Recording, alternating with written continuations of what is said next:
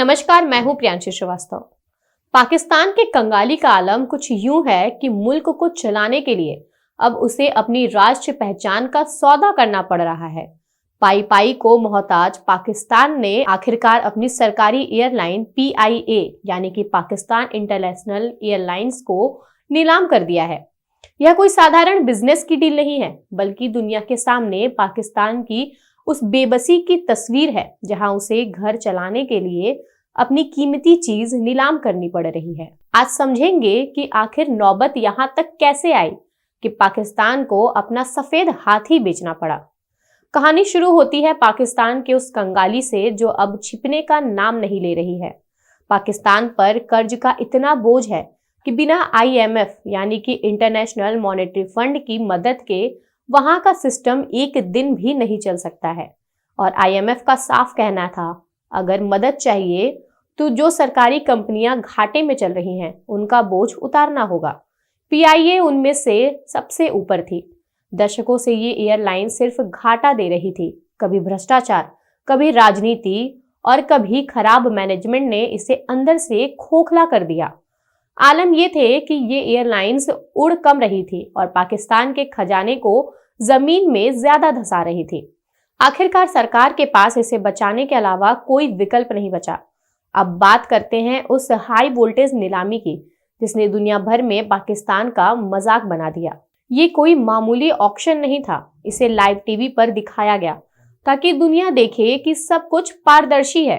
लेकिन इस पारदर्शिता के पीछे मजबूरी का शोर साफ सुनाई दे रहा था।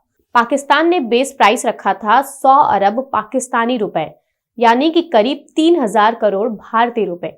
पहले राउंड में लकी सीमेंट और आरिफ हबीब ग्रुप जैसे बड़े नाम सामने आए, लेकिन असली ड्रामा तब शुरू हुआ जब पाकिस्तान की सेना से जुड़ी कंपनी फौजी फर्टिलाइजर्स ने अचानक अपने पैर पीछे खींच लिए।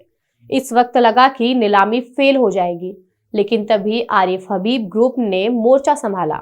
2 राउंड की जबरदस्त बिल्डिंग के बाद आरिफ हबीब ग्रुप ने 135 अरब पाकिस्तानी रुपए यानी कि करीब 4320 करोड़ भारतीय रुपए की बोली लगाकर इस एयरलाइंस को खरीद लिया। अब आप सोच रहे होंगे कि क्या पूरी एयरलाइंस बिक गई? नहीं, अभी एयरलाइंस की 75% हिस्सेदारी बेची गई है।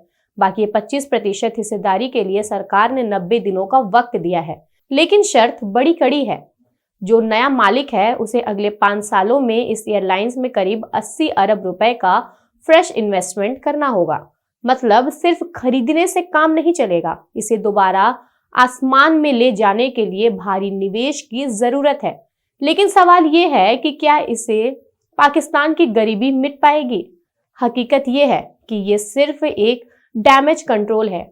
PIA की नीलामी से जो पैसे आएंगे वो शायद कुछ वक्त के लिए सरकार को सांस लेने की मोहलत दे दे, लेकिन पाकिस्तान की बुनियादी आर्थिक समस्याएं बहुत गहरी हैं।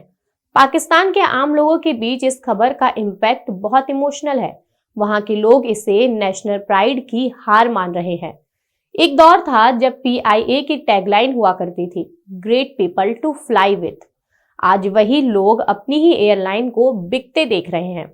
विशेषज्ञों का कहना है कि जब मुल्क पाई पाई को मोहताज हो जाए तो फिर गौरव और पहचान जैसी बातें खत्म हो जाती है और सिर्फ जिंदा रहने की जद्दोजहद बचती है। ऐसे ही बड़े मुद्दों पर बात करने के लिए बने रहिए हमारे साथ। तब तक के लिए धन्यवाद।